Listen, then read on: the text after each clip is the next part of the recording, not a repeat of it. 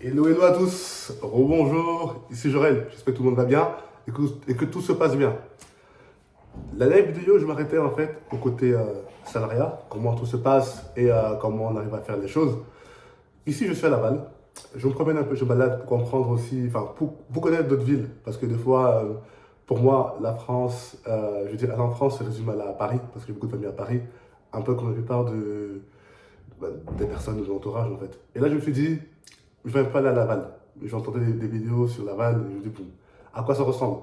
Donc je suis ici, je découvre, honnêtement, euh, ça change. J'ai pas vu de magasin H&M, ni Zara, ici à Laval, pardon. Donc ça fait un peu bizarre. Donc, je veux dire, je cherchais je voulais acheter un pantalon, mais j'ai pas trouvé, j'ai trouvé que d'autres magasins. Mais bon, on découvre aussi d'autres choses, pas que celles qu'on connaît. Et c'est ça aussi un peu ce que je vais expliquer par la suite. Et donc, comme je disais, je m'étais arrêté sur le fait que je m'étais lancé en freelance parce que j'avais été viré. Et donc, ce qui se passe, c'est que en freelance, j'ai vite trouvé une mission. J'étais étonné. Et donc, là, je commence à entrer dans le monde de la freelance, etc. Et exactement par rapport à ce que Monsieur Philippe Sumo disait dans ses vidéos, j'ai commencé à gagner 10 000 euros. Mais je vous jure que quand j'ai vu 10 000 euros sur mon compte bancaire, j'ai sorti mon extrait de banque de virement de 10 000 euros. Je me dis, c'est énorme.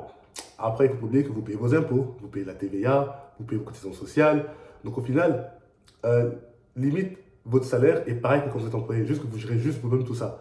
Mais c'est bien pour avoir vos charges, pour avoir peut-être une plus belle voiture ou une grosse voiture qui coûte cher pour pouvoir diminuer vos charges.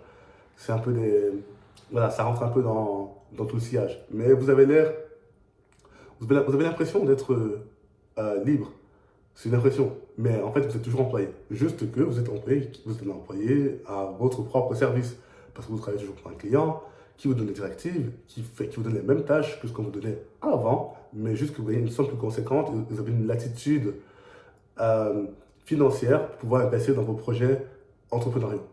Parce qu'il faut comprendre que être indépendant ou freelance, c'est pas de l'entrepreneuriat. Moi, personnellement, je ne me considère pas comme être entrepreneur quand j'étais freelance.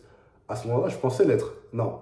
Ce que j'ai compris, c'est quand j'ai commencé vraiment à aller en profondeur dans le business, dans le solitaire, que j'ai compris qu'en fait, c'était juste être un employé, rien de plus. Et donc, à ce moment-là, alors qu'est-ce qui se passe?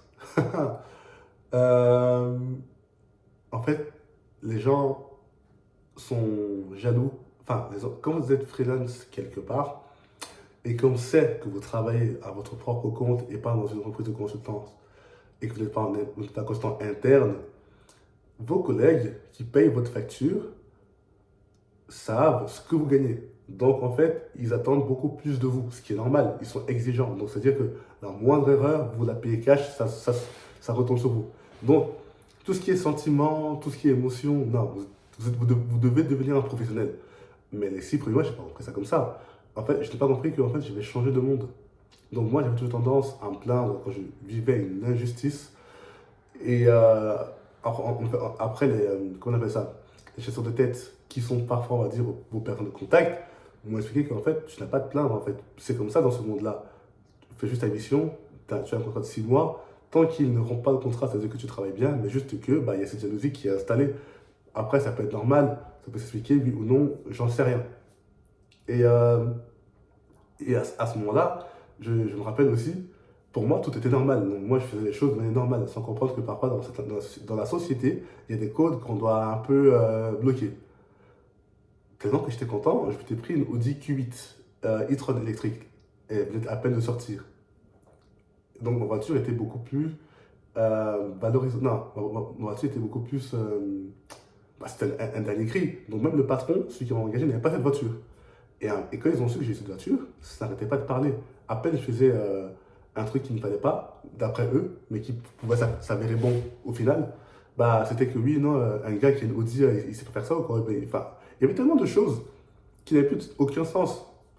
Mais ça m'a appris beaucoup de choses. Ça m'a appris qu'à un moment donné, les gens ne te prennent pas comme toi tu te prends dans ta simplicité. Parce que oui, pour moi, je le faisais normalement parce que je me dis, je peux me l'offrir. Donc voilà.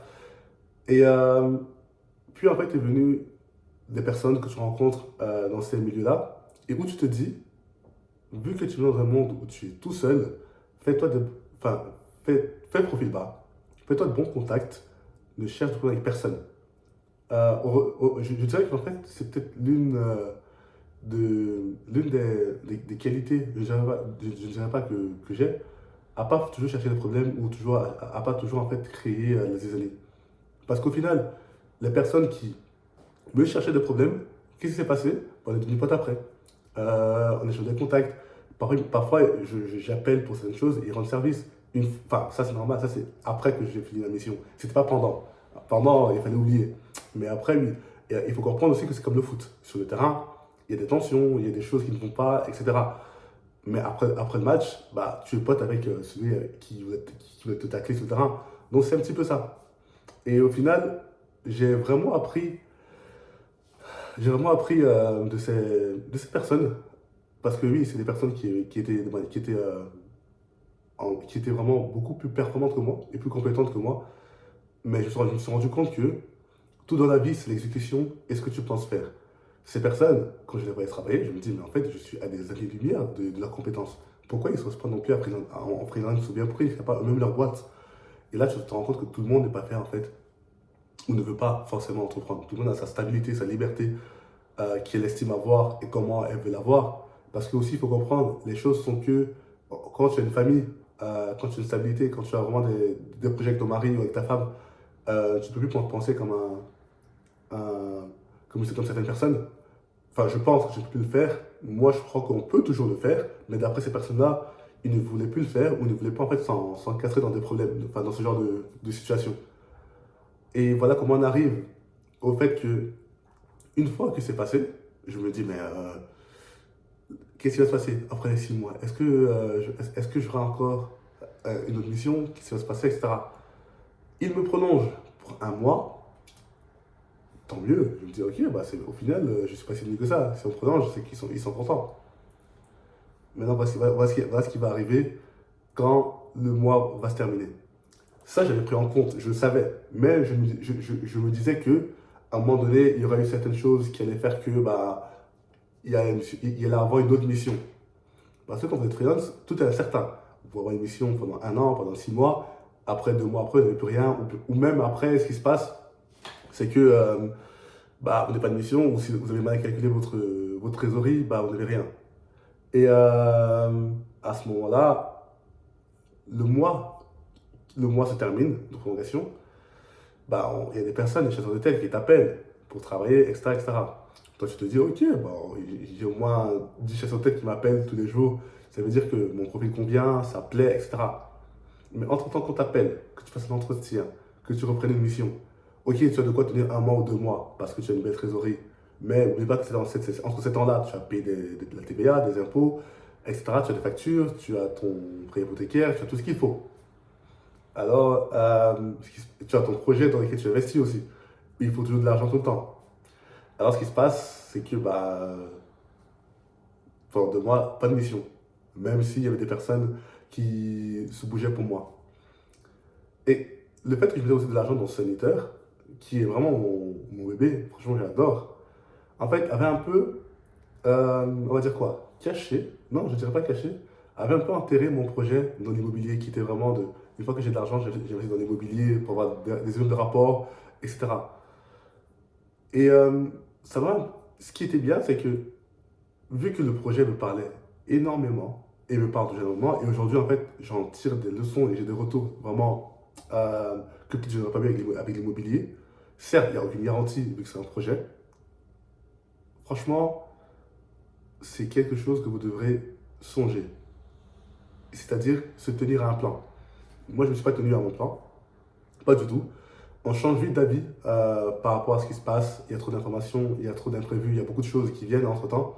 Mais il faut comprendre qu'en fait, c'est important de se tenir à un plan. Je vous explique la suite, je vous explique un peu pourquoi je dis ça dans la suite. Mais il faut comprendre qu'aujourd'hui, beaucoup de personnes comme moi, ou qui ne sont pas comme moi, en fait, ignorent certaines choses parce qu'elles veulent ignorer. Mais elles en